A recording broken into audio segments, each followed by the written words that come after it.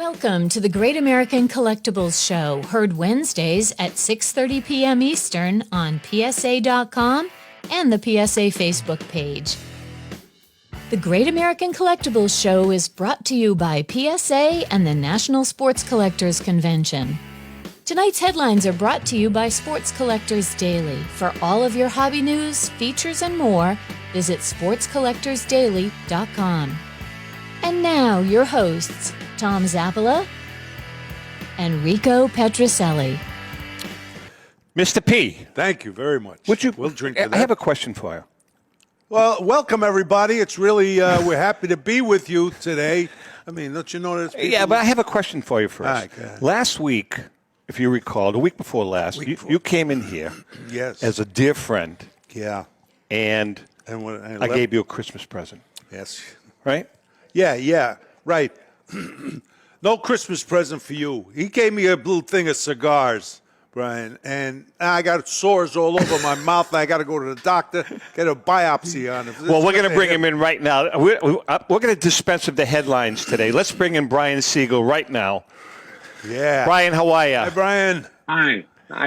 Brian, look at that room behind him. Yeah, you know what wow. Not only does it look like a museum, but it looks like a giant humidor. You could really store some phenomenal cigars in there. Where are you coming from there? You California? I'm in Orange, California, which is in Orange County. Sure. The city Orange. Sure. Well, listen. We have a lot to talk about. Brian is. We're really excited. We've been trying to get Brian on for a while. Brian Seigel, one of the top 2 or 3 foremost collectors in the country. Yeah. Tremendous amount of history. So we're going to chat with Brian. But I do want to give our friend Rich Miller and the gang at sportscollectorsdaily.com. Yeah. I'm not going to lie to you. Okay, for once. I forgot the headline today. I left it at home. You know, people would be fired for that if you lived in Lithuania. That's a good point. That's a very good point. I didn't think of that. But anyway, everybody knows Sports Collectors Daily. Get hobby news 24/7 at sportscollectorsdaily.com. I read it every day. Brian, it's very good. Rich does a great job. We also have a giveaway from the very famous Staten Island Joe Marino bag. Was it empty? Well, no, it's not empty. There's names in there. You're gonna pick it out. Oh, very nice. And bag. this week we're giving away. Oh, jeez. Well, we have 2 of these. You can hold this up. Please look at this mug. And I'll hold this up too. My nose takes up half the. We are going to be giving away a signed Rico Petrocelli nice little photo after we have 2 of these, because we're going to give this also for the On Deck with Rico segment. Same one? Well, there's 2 of them. Oh. And then this was a promotional card. This was 1 of 100. You can let Rico hold You it. can hold that. When Ellen and I and JM wrote the Crackerjack collection, baseball's prize players, PSA came out with 1 of 100 as souvenirs.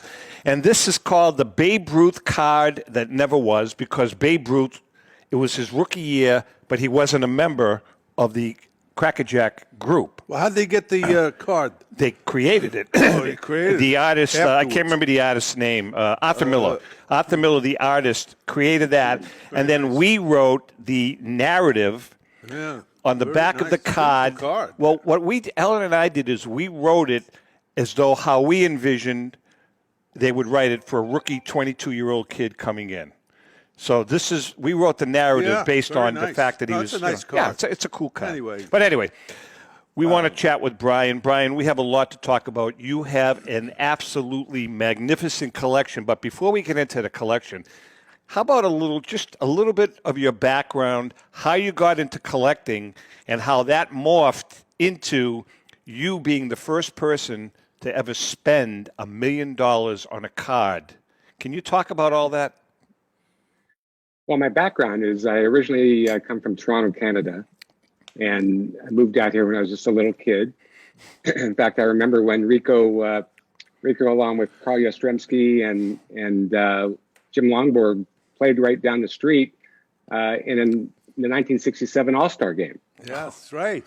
Yeah. Yes. Yep. Yeah. So wow. I collected a little bit back then when I was a little kid, and then things became more important, other things, school and college and actual working, that became very important. And I started a company about a year out of college that did financing for medical equipment for physicians and dentists and any medical professional. Wow. And we grew that company up. I took the company public and eventually sold it to American Express. Oh, wow. That's Wow. So, That's and then great. American Great Express, story. in their infinite wisdom, within 2 years, destroyed the company. Oh, did they really? Yeah. Wow. So, but during that time, when I was doing all of that, I started getting into collecting. And what I did is I started out collecting rookie cards from people that I had grown up watching. So I started like 60 rookie cards from the 60s. Mm-hmm. Then I went back to the 50s, with the Hank Aaron's and Mickey Mantles and so forth. And then I realized that there's a whole pre-war set of cards that I was unaware of growing up. And I really started focusing on two areas. One was Cracker Jack cards and one was T206 cards, one of which is the Honus Wagner card. Now, you're talking about the Honus Wagner card.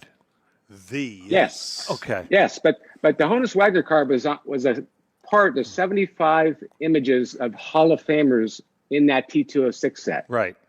So my goal was to collect all the cards in PSA 8 or higher, which is, some of them have populations of 2 or 3, Right. maybe 4. And the idea was to collect 73 of the 75 because 2 of them, Eddie Plank and Honus Wagner, were rarities and very expensive. Correct. And only after selling my company was I able to even think about, let alone spending in the year 2000, actually, spending $1 million, a little bit over $1 million for that PSA 8 Honus Wagner card. Now, the Wagner card that you're referring to is the card that is now owned by Kenny Kendrick. Right. Right. Now, did you buy it from Gretzky, or was that up the ladder a little bit? Yeah, he owned it with Bruce McNall. I think they bought it in 1991, and then McNall had a lot of problems, shall we say? Yeah. And was eating bread and water for a couple of years, and Gretzky took over the card, and he was not really interested in collecting like McNall was, so he sold it to Walmart, who had a That's right. They had a giveaway. Yes. Yeah, they had a giveaway. Yeah. And a postal worker in Florida won the giveaway. And the card was valued at about $500,000, and she couldn't afford to pay the taxes, so she sold it. And then Mike Gibwitz bought that in auction, man from Chicago. And he owned it prior to me buying it in the year 2000. So he owned it for about 4 years, and then I owned it for about 6 years. Now, if I may ask, and this is an interesting question. Me? Yeah, no, I'm going to ask Brian. So you pick, and you don't have to share this with us, Brian, but you spent $1 million for the card. Right. Can I ask you what you sold the card for when the time came? Yeah, I sold it for somebody actually called me out of the blue. It's really kind of funny because it's actually my dentist, of all people, knew somebody that was interested in buying the card. I had told my dentist, who I'd known for many, 30, 35 years at the time, he said, there's somebody that's interested in buying or talking to you about buying the card. It was another local Orange County person. And I got together with him and we negotiated, and I sold it for $2.35 million. Oh, that's great. Nice little pickup. I want to ask you, initially when you first started collecting, where did you buy your cards? Was it question. auctions, or I know they had a lot of what do you call card shops? Card shows, small card shows shops. and so on. Yeah. Yeah, in those days, in the late 80s and early 90s, you could go down to your local Holiday Inn, and every Saturday they'd have a little show with maybe 40 or 50 people at the shows. Yep. And then that became bigger, and then eventually with the internet coming to be, there were auctions from coast to coast.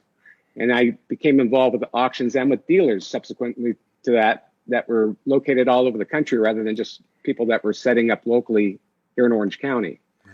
And so that's kind of how it evolved. And now, you can one day have an auction in New Jersey, and the next day have an auction in Texas, and then the next day have an auction here in California, or you have dealers. With the bats and the jerseys that I buy, I buy some of them through auctions and some of them through dealers, and others just personally, directly from previous owners that I know. Well, I don't know if I told you this, Rick, about Brian has been gracious enough to, we talked about Mike Hefner from Leland's, and Mike was wonderful when we were down in Philly. Yeah. He opened up his house to us to do the photo shoot for the page chapter breaks for the new book that Ellen and I are doing that's going to be released next summer. And Brian has been gracious enough to open up his house to our photographer this coming weekend. And we're going to be using some of his magnificent memorabilia for the cover of the book. Oh, nice. That's great. Brian, so we're going to kind of evolve into that. Let's talk about, we want to see some of the wonderful, wonderful items that you have. Can we start with bats? Sure. Why don't you? I know you have a couple. Why don't you just hold up and tell us what you have here, so Rico and I can drool? Yeah. It's one of my older bats. This is from 1920, and it's a George Sisler bat. Wow. And what's unique about this, and what's important about it, is that this was the bat that he used in the final game of the 1920 season, where he set the all-time record for hits in a season of 257 hits. Jesus. That's just a few more than Rico ever got in the season. That's 3 years for me. Now, hold on. So it didn't, correct me if I'm wrong, but didn't DiMaggio break Sisler's record? No. I thought that he did. That record held Ichiro. for 84 years. Ichiro. It was. In 2004, broke the record. Wow. See? So this record, and what's cool about this bat is that during the 40s through the 60s, in fact, it ended in 1967 during the World Series that Rico might know about in 1967. That was the last time that Hillerich and Bradsby, Louisville Slugger, they had a touring display of bats. Yeah. And this little piece of paper right here, that's taped onto here, is the remnants of. There's only 4 known bats from that display still in the hobby. Wow. Wow. So this is a bat. This is a bat that was taken from stadium to stadium at World Series and so forth, so people can see this display of a variety of different great players through the beginning of Louisville Slugger. Now we're not going to talk about. Cool I'm surprised at the size of the barrel of the bat. It's really. During those times, they usually had not all, but there was a lot. Well, how much does that bat weigh? Do you know, Brian? Not sure. It's probably about 30. Back then, they used heavy bats, about 37 ounces, I would say. Rico, I know they all use big bats. How could they get around so quick? They're strong. These guys were strong. A lot of them are farmers. Come from farmers where they worked as kids. They're farmers or in plants. Lifting heavy stuff. Not all of them, but, there's a lot of them. But they're just, these guys were strong. Unbelievable. Very strong. Well, this is like my Ty Cobb bat right here. Yeah. Wow. This is from the early 20s, about 23, 24. And look at this. One of the keys here is this tape. Look at the. This is the way that Ty Cobb did his tape. Now, this was white tape. This is not, this looks like it's brown or black. Yeah. This started out, there's many pictures of Ty Cobb taping his bats or standing there with, it's white tape, but he spit tobacco juice on his grip. He threw dirt on it.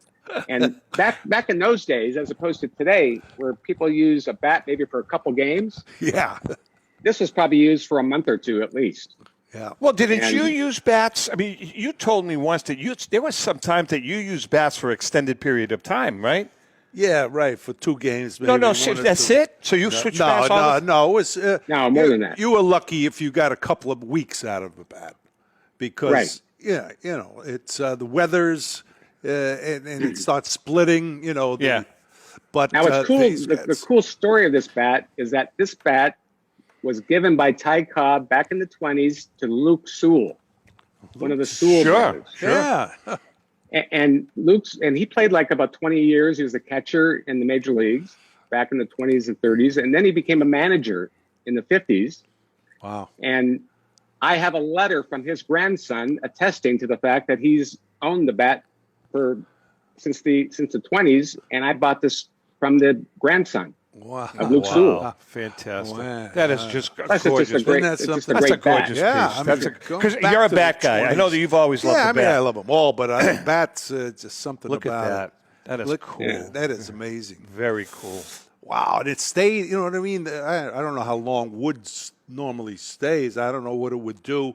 I'm thinking that after time, they have grooves in the barrel of the bat, and if you kept them too long, they would start to crack. And open grooves up. were. The grooves in them. But these bats, my goodness. Brian, I got to ask you the question. I mean, do you ever? Because if it were me, I would be doing this. Do you ever just go down to your beautiful room there and just pick up a bat, like a cob bat, and just hold it in your hands? Oh yeah, I swing it. Oh, But the key is I'm a right-handed swinger, but with a Ty Cobb bat or any other lefty, I have to swing it lefty. In fact, my son was here last night. And he said, "Let me swing that Ty Cobb bat." And he started swinging it right. I go, no, you can't swing it right-handed. You must swing it left-handed. that's cool. Right. Because then you're swinging it similar to Ty Cobb. We are He chatting with had split, didn't he? Cobb split. yeah, he did. split his Yeah, hand, he had, right? yeah, he did. Wow. We are chatting Yeah. with Brian Seigel, collector extraordinaire. Brian, what else? Can you show us another bat or two? Sure. This is my Jackie bat. You got to have a Jackie bat. Everybody's Jackie gotta have- Robinson. Yeah. Wow, look at that size of that.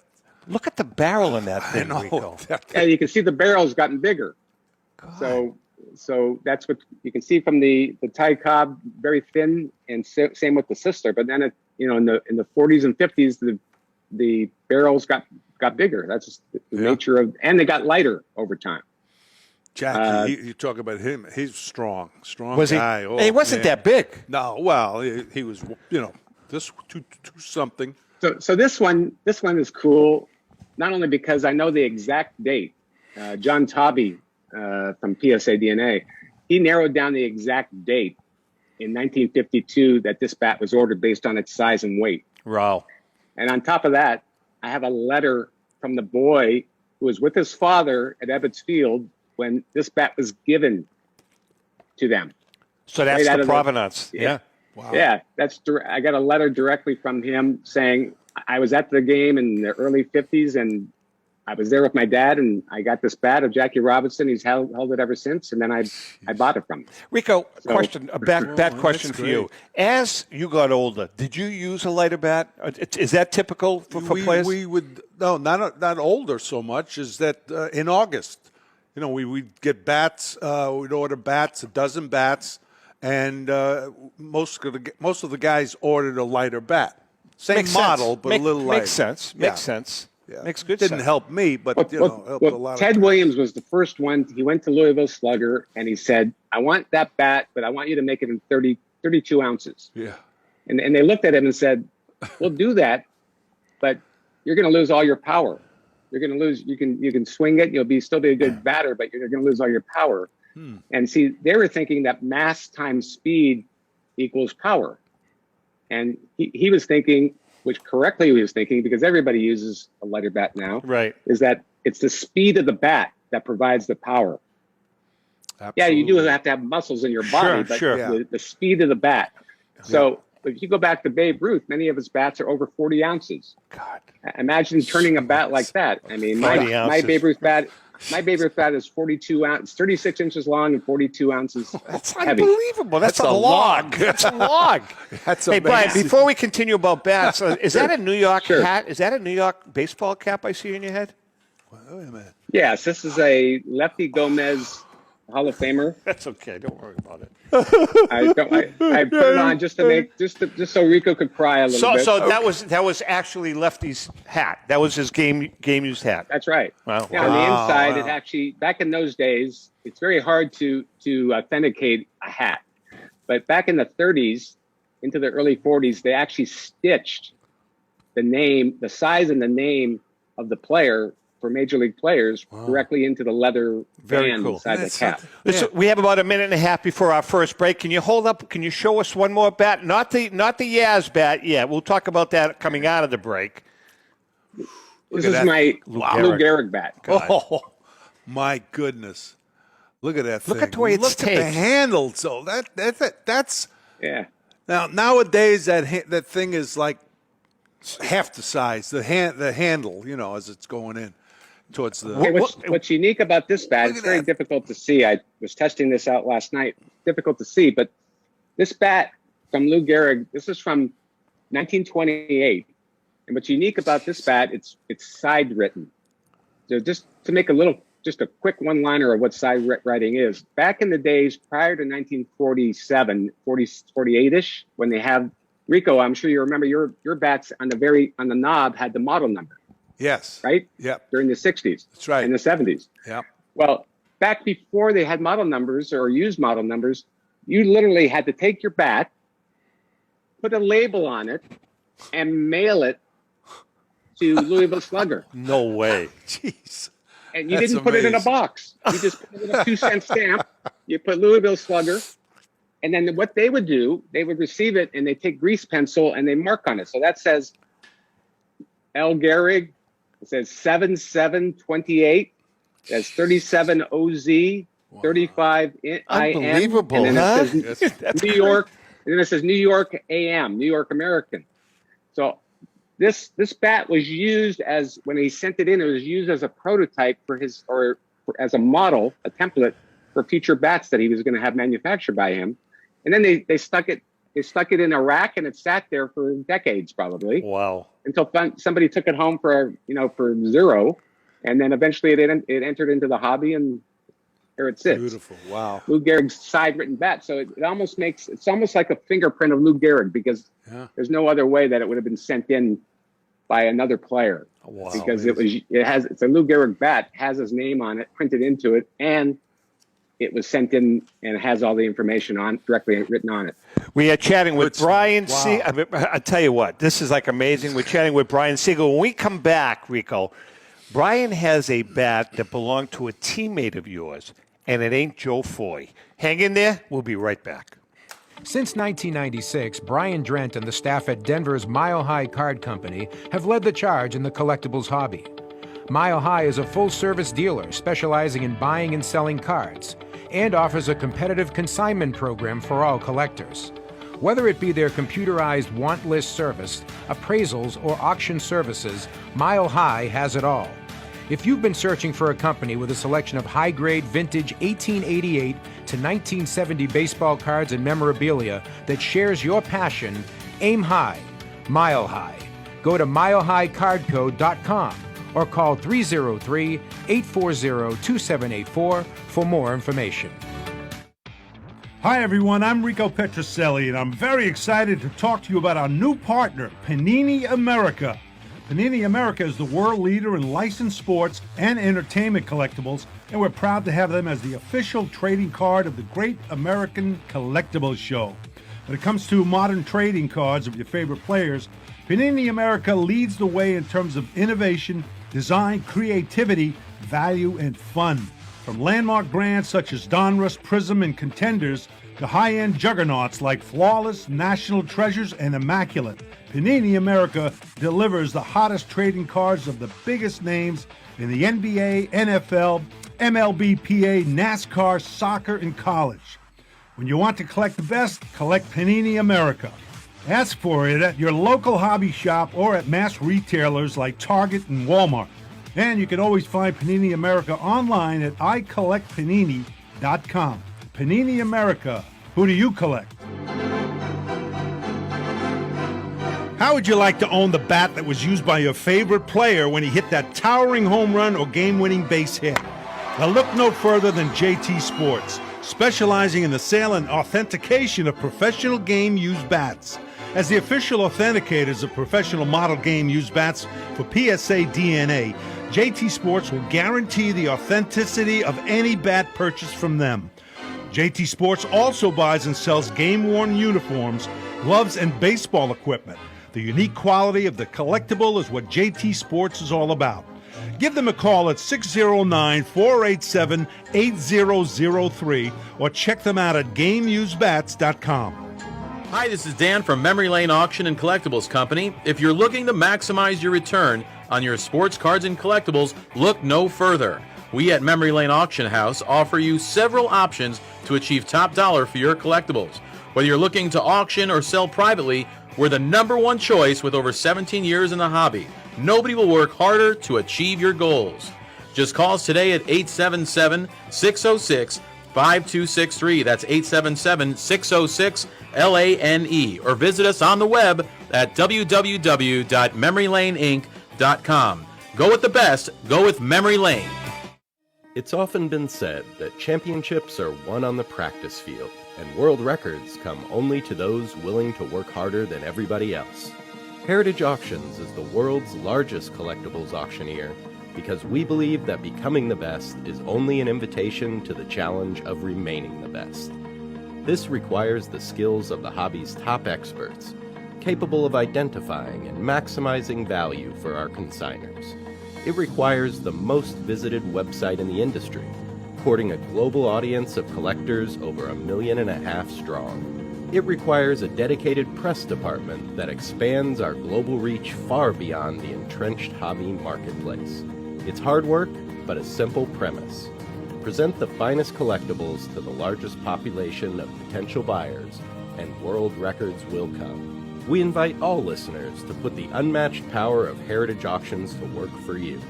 Auction evaluations are always free, and our commission-based fee structure ensures that our interests are always aligned.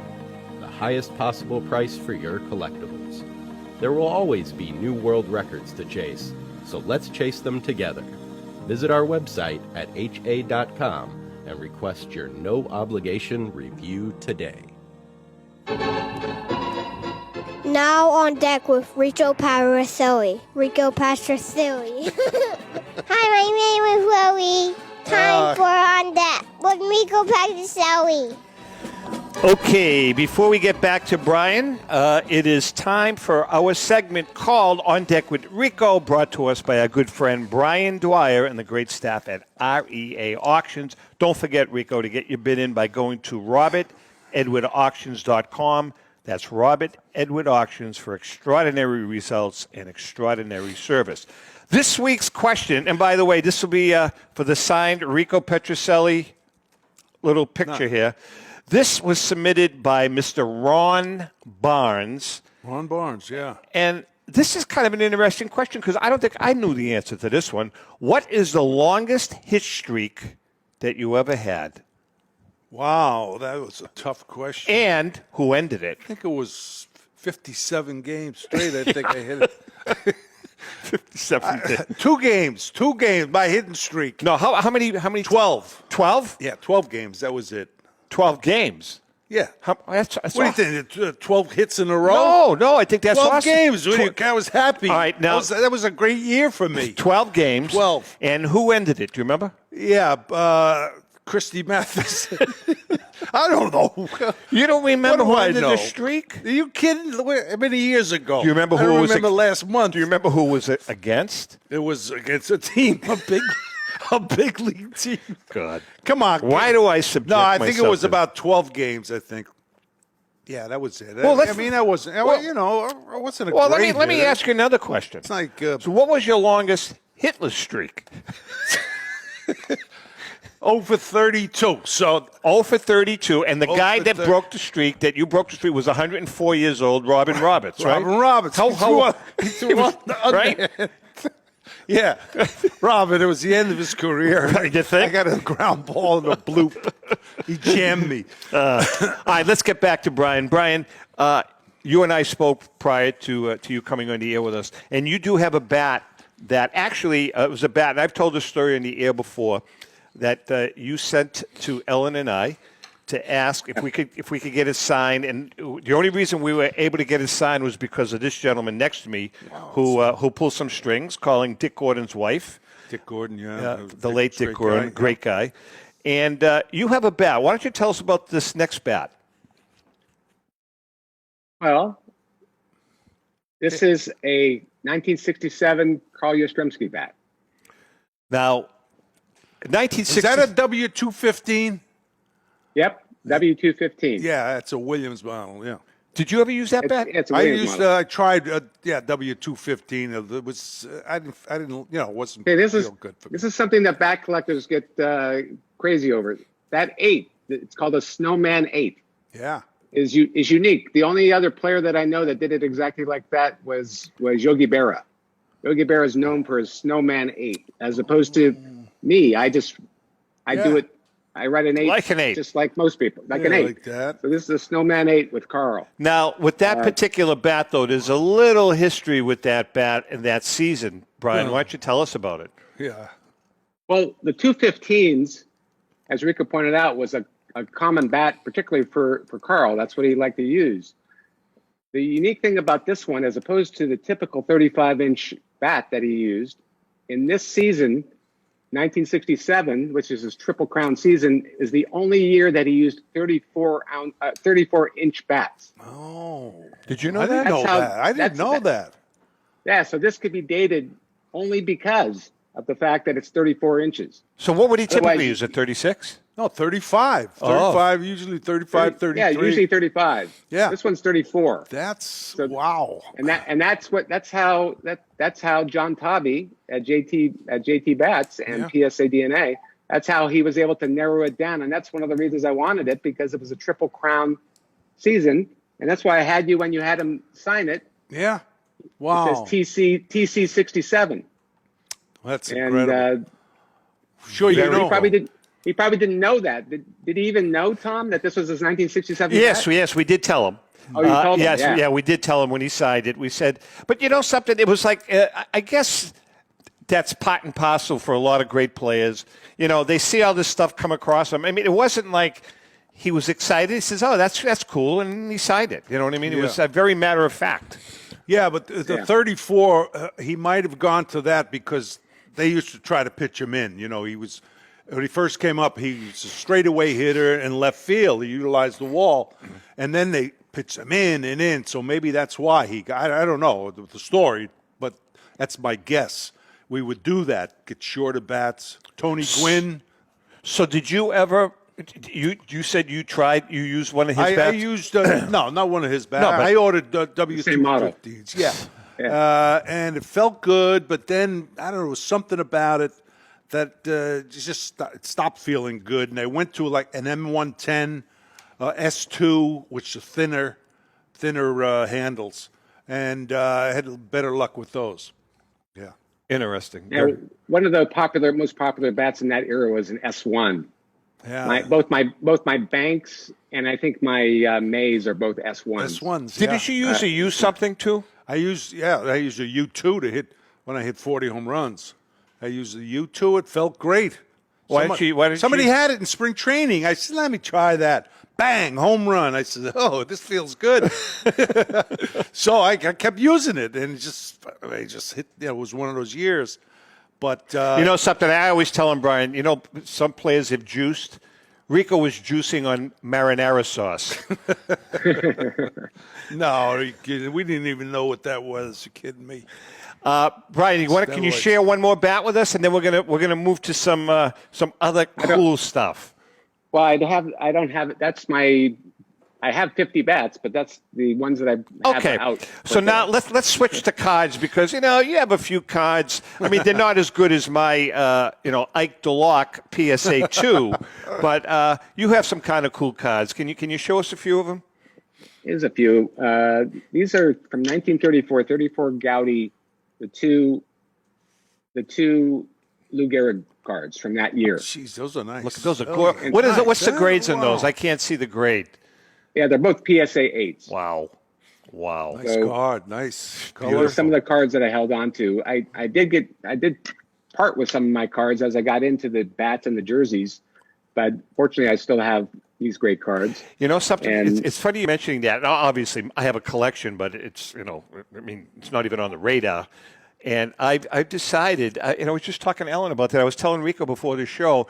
I've been working on my T206 collection for over 30 years, and I've liquidated part of it. And I think I'm going to kind of make a switch here. I'm going to do the same thing, obviously on a smaller scale, where I'm going to get rid of a lot of my cards, and I really want to start working on some really cool memorabilia, game use stuff, and the real vintage stuff. Well, think about it this way. Cards were manufactured for the sole purpose of people to collect them. Bats were not manufactured for people. And not only that, the DNA of the player is on the bat. You know, that's really cool. So bats and jerseys were manufactured for players' use. They were the tools of the trade. You couldn't play it. Rico, you couldn't play without a bat. I mean, maybe you could have. Sometimes, it looked like I didn't have a bat, but no, I know what you mean. Yeah, that's a great point. And is it tougher to get the bats, or they're kind of the same? By far. Really, because if you think about the ways that, I don't know the history of this Carl Yastrzemski bats, but he had to have given it to somebody. Yeah.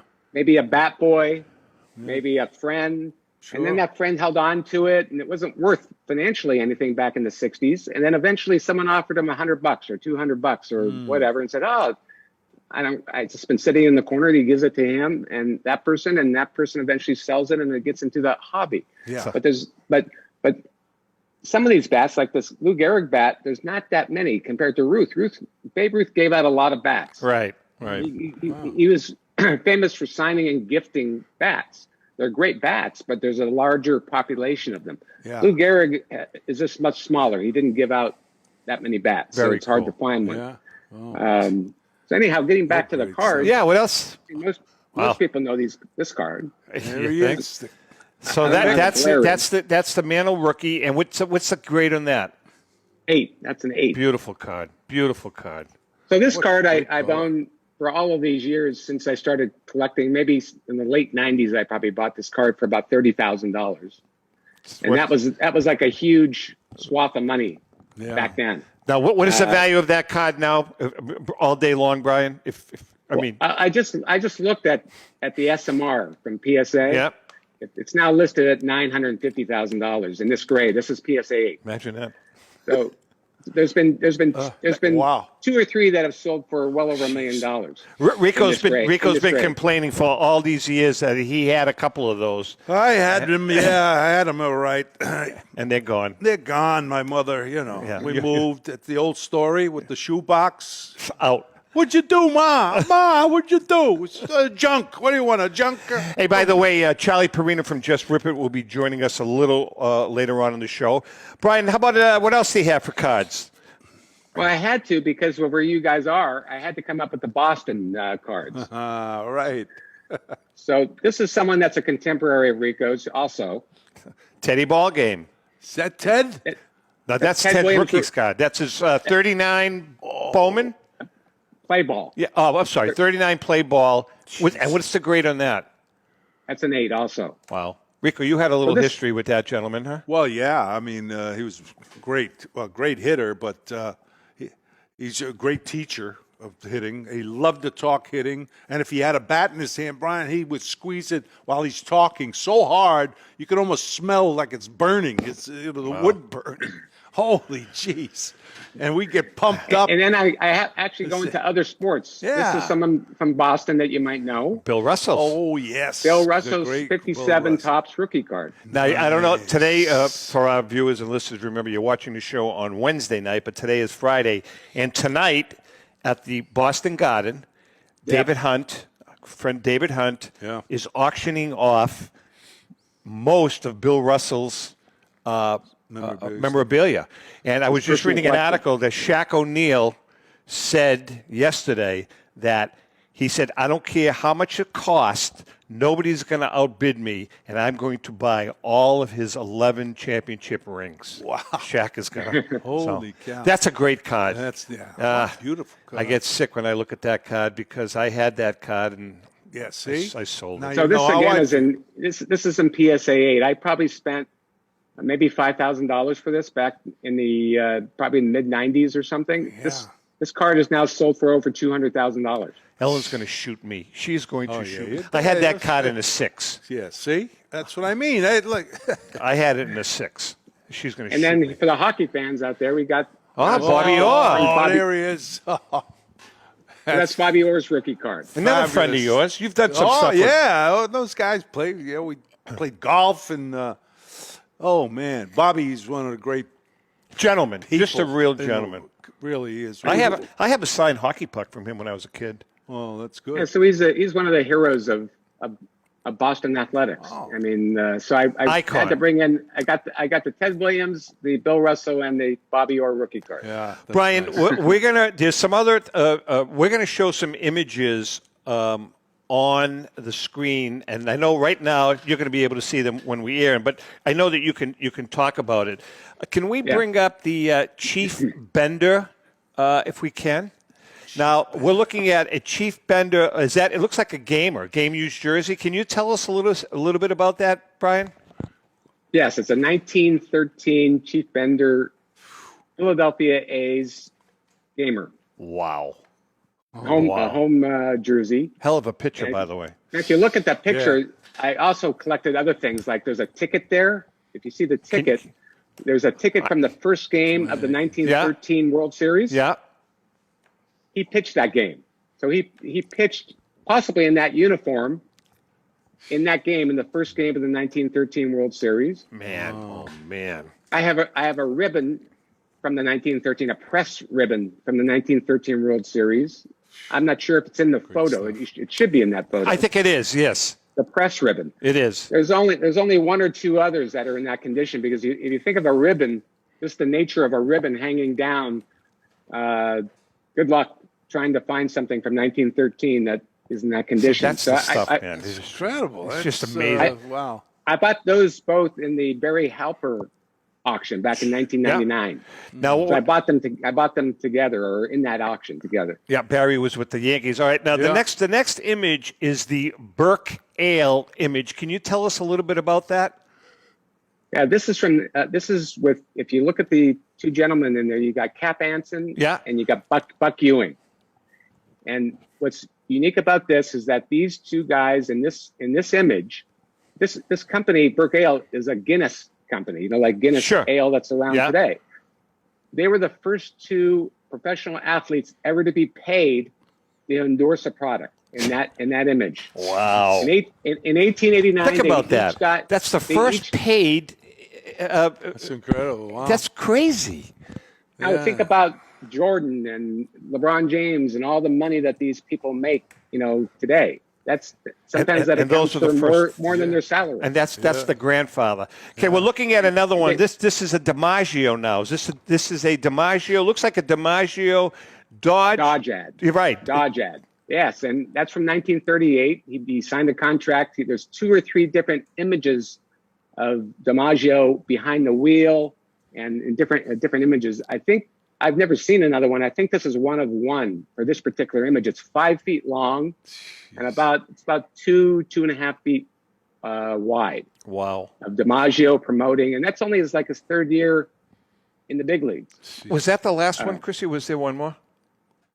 No, you got a bunch more. We got the Dodgers, we got the Babe Okay, Ruth. yeah, let's bring up the Dodgers. Yeah. I didn't write that down for some reason because I'm an idiot. Okay, so we're looking at some wonderful Dodgers jerseys. 32, 5, 33. Can you tell us a little bit about those jerseys? Sandy.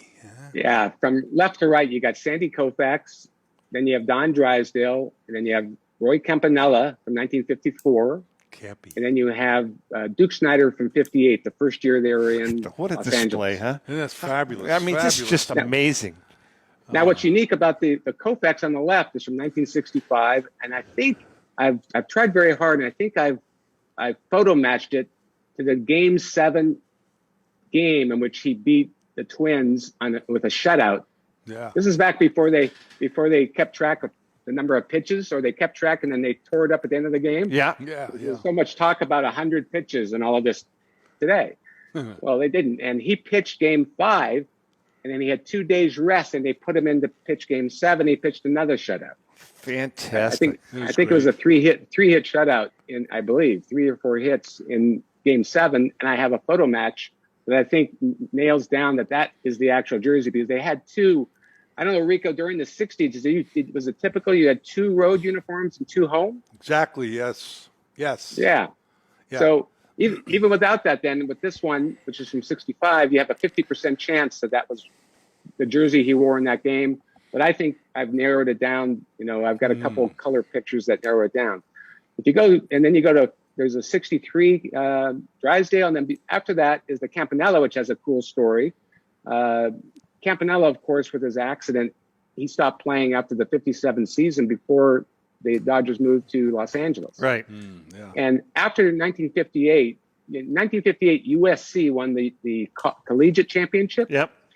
And they had tryouts for players, and they invited one or two of the players from that USC team, and a guy went and tried out.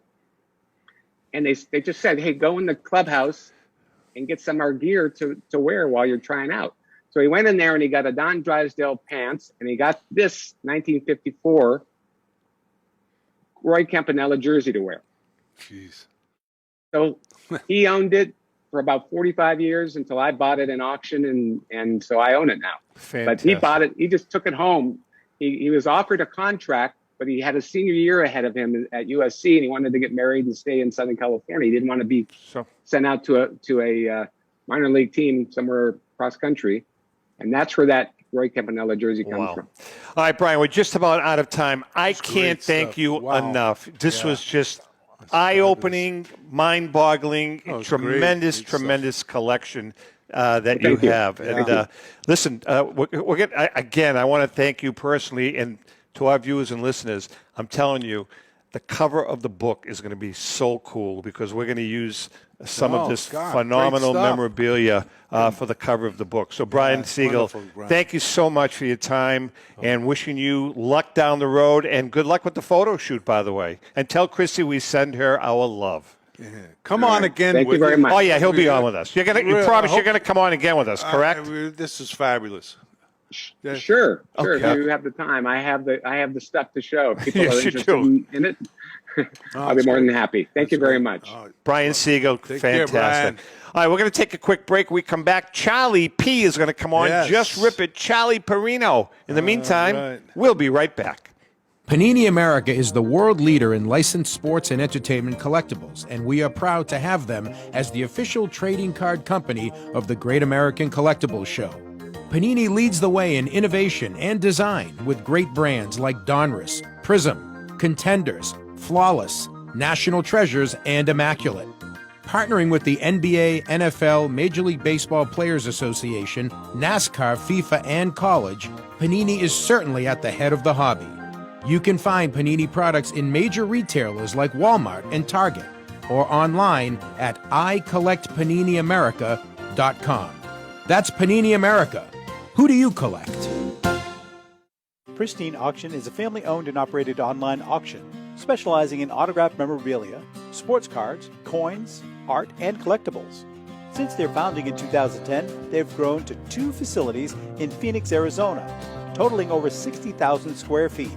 Jared Cavalier and an incredible staff of over 150 team members serve a very large customer base and enjoy every minute of it. By working with leading authentication companies, Pristine ensures all items are 100% authentic.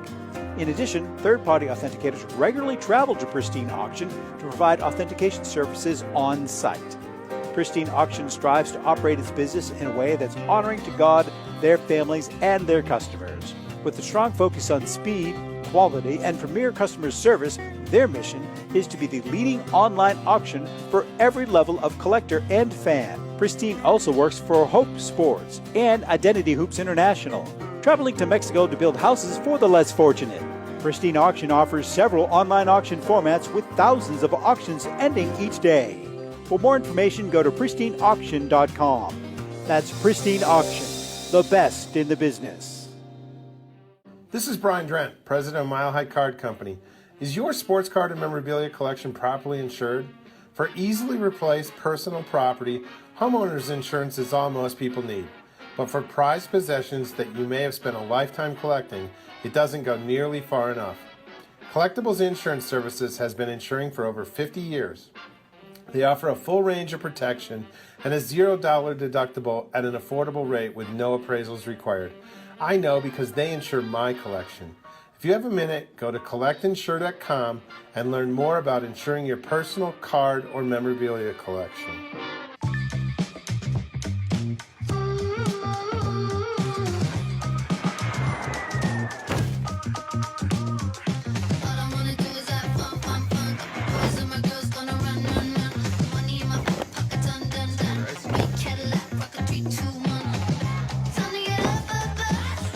From rare dead stock to the latest release, new or pre-owned. The drops never stop. eBay, authenticity guaranteed. With the holidays right around the corner, eBay is the place to go for all of your sports memorabilia. Sports or non-sports cards, by the way, autographs and much more. Whether it's a gift for that special someone or you want to just add to your collection, eBay's huge marketplace should be your first stop. And if you sell, now's the time to flip your cards and get some extra holiday cash. I shop on eBay all the time. That's eBay, connecting buyers and sellers globally. You know what I just bought? What? I just bought all of my weights. Oh, good. All of my hooks. Yeah. For Florida. Fishing stuff. For Florida. Yeah, that's good. Now, that's what I do. And then when I run out, I'm going to go to Parrino because Parrino's got a stash of hooks and fishing rods and stuff in his car. So nice. Charlie boy, how are you, brother? Hey, Charlie, what the hell was that with the camera? What were we looking at? Your floor? I don't know. We got 3 different cameras here. But you guys, I think it's your guys' fault. You guys switched to this beautiful studio. It might have been your background there. It actually Hey, is. buddy, I'm a professional. She is a professional. Chrissy and David together, great team.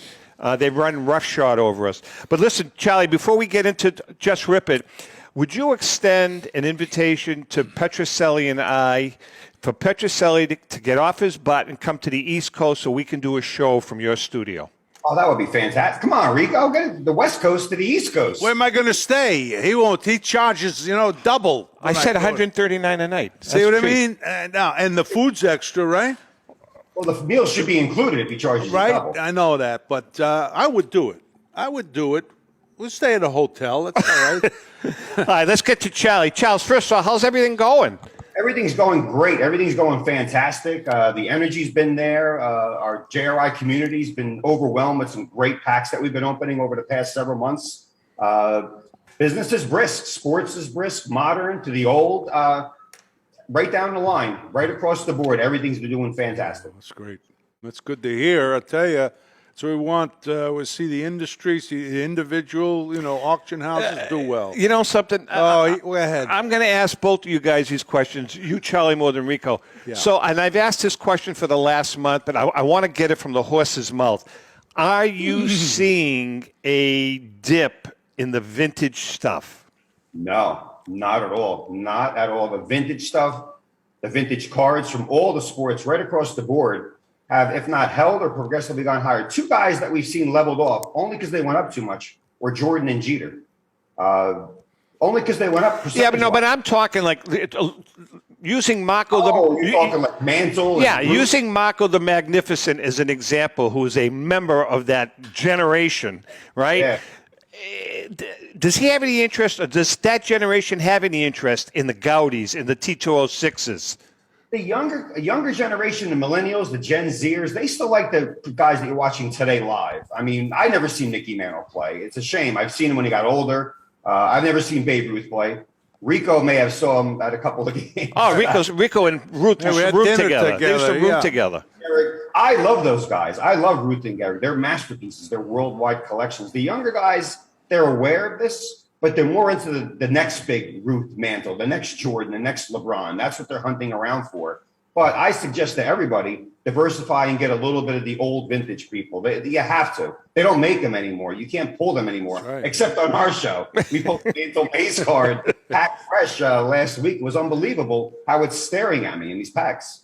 Unbelievable. He asked that question because he has some of the old cards that he said he's going to sell. So Well, that's what he's doing. He's checking it out. I'm checking. That's exactly what I'm testing. All right. I'm testing. I'm asking the experts. I understand. I think I may go into a little different direction. Well, listen, and should. And viewers, don't get mad at me. I want to switch up a little bit. I've been doing the same thing for 30 years. Yeah, that's a good idea. No, I think you should too. Tell us about becoming a member. That's what I want to know. Can I do it?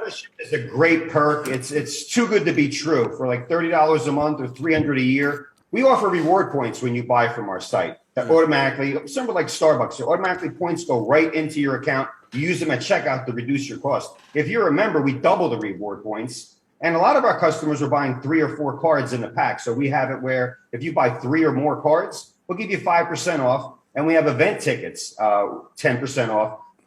Rico, I don't know if you ever got that sweatshirt. We got a whole box of them here. So I haven't. That's send me extra large. I think Parrino. I think he's throwing you a curveball. I don't think. Well, now he said that before. One time I was. Although Charlie, you sent it to me, baby, and I wear it. I wear it. Oh yeah, I'll wear it. I'll tell you. I'll tell you what, Charlie. If you send it to him again, he will wear it on the air. I will. I think that I sent it up north, but he was coming down this way, so it may have gotten somewhere. Yeah, probably Billy has it. Yeah, right. I'll get it. No, seriously. And we rebranded too. We're JRI cards. Yes, I saw that. You switched up. It just took too long to get out. It's like PSA, JRI. We went to that branding, so all our merchandise has JRI cards, and it's been overwhelmingly great. We keep saying JRI. We go right down the board saying JRI. Charlie, can you explain the hit random? How does that all work? Hit random, we're going to turn that into a more memorabilia. A lot of our customers are looking for signed jerseys, signed autographs, paper cuts, helmets, baseballs. So we're coordinating that now. That it's under construction, but we're going to put together like a little package of non-card items helmets, balls, jerseys, anything along that line. That's what we're going to be working on. Very cool. Probably after the first of the year. How's a box break? A box break work? Talk much? We get the box basically. Yeah. The box rip, same thing. Instead of getting a card and a pack, you get a whole pack in the box. We go with, and not 98's the earliest. There wasn't too many boxes. Actually, 93's the Derek Jeter year. There's no vintage boxes anymore. They didn't sell box cards. It was packs. Those packs was your box. So we do it all the way up to the modern. There's a big buzz in football going on. Hopefully, if baseball squares things away, there's some great rookies out there that are doing phenomenal, and we all want to see them perform again the following year. But the box breaks, the box rips, all right down the line. We do those per pack versus the card. Charlie, what's been your most recent prized rip? We had an event. We pulled out of a 62 PSA graded unsearched and sealed pack a Mantle Maze Manager's Dream card. I almost choked on my saliva. I mean, wow, nice. I have to say, when I'm opening these packs, I know there's a lot of envy out there because when I see a Mantle Maze pack fresh and it's just down to the centering, staring at you, it's unbelievable. We pulled the 79 Gretzky out of one of our events. Our events are really taking off. That's where we get high-end product, the 79 Gretzky pack. We opened a 59, a 62 baseball, 67, and a 70, all in one event where if we get a big hit, we grade it and go to auction. If we don't, everybody gets a card in that pack. But recently, we also pulled the Mantle Bauer pack fresh card out of a 1960 pack. Billy Martin twice also. We have about a minute left, Charlie. Have you thought about doing a live event down where you are in front of an audience? We're thinking about that. That's not a bad idea. We've had some customers, just now that COVID's and people are traveling, we have customers that are always invited when they're here to just come on to the show. People know them through the room, but they never see them. I mean, you got a beautiful studio. I've been there. I was there with Staten Island Joe. Beautiful studio. It's absolutely phenomenal. And he sprung for pizza. Really? Yeah. Well, why don't you put the show together? You're down there. Will you come over? I will do it. Say I promise. I promise. And tell you what, I won't charge you. Hey, that's a deal. All right? Woo! I won't charge you. Rico, wait. You should charge him. I know. That's right. Point. Hey, what's going on? Hi, Charlie. Rico slept here. Quickly, I do have a 75 rack with Rico on top. I'm going to do some type of charity benefit. That may be the thing we do live. There you go. There you we go. did that a long time ago for the Jimmy Fund. Jimmy Fund, yes. Yeah, actually, we're going to be, Rico is not even aware of this yet. We're going to be bringing in, this year, we're going to be focusing on a new charity for a young man that we've known for a lot of years that was in a diving accident, and he's a quadriplegic. And we're going to be talking about that later on down the road. Yeah. Charlie, what is your website address, brother? It's jricards.com, and we have the biggest selection of graded, unsearched, and sealed packs from 1950s to the 60s to the 70s. I hop in this little DeLorean once in a while. That's how I get the packs. Oh, nice. Yeah. They're there. Hey, listen, I'll be down in 3.5 weeks, and then we're going to hook up, have a little lunch. Absolutely. Who's paying? Yeah. Who's paying? I'll pay. He's paying. You hear that? All right, Charlie. I'll make sure I fast the whole day. All right, we love you. Charlie Parrino, JRI. All right, before we end this little soiree, let's pick out of the, you can hold these up. Well, certainly. Out of the famous ugly bag. And this week's winner is Da-da-da-da. Rondell Rosato. We know Rondell. You know? Nice family, Rosario and Rondell. You will be winning both of these, the Rico picture and the Babe Ruth card that never was. Here's what you got to do. Nice. Email me. Oh, I forgot. I got to take her name out. Email me, IM me, PM me, carrier pigeon. I don't care how you get to me. You have 1 week to get in touch with me. If I don't hear from you in a week, he's gone. Huh? You're out. What are you signing it twice? No, I'm just ruining it. My teeth here, I'm making them dark, so I look like I don't have a... All right, listen, we're done. Guys, as always, you guys do a great job. Thank you very much. Yes. We had a little, we were sampling some cocktails before the show, and we got through it fine, right? Yeah, some of us had more than others, and some of us stuck to our jobs. Good point. Good point. With that being said, we love you guys. We're going to be, it's almost Christmas time, and we're going to be heading for Florida in the next couple of weeks. And with that being said, happy collecting. Take care, everyone. Yeah.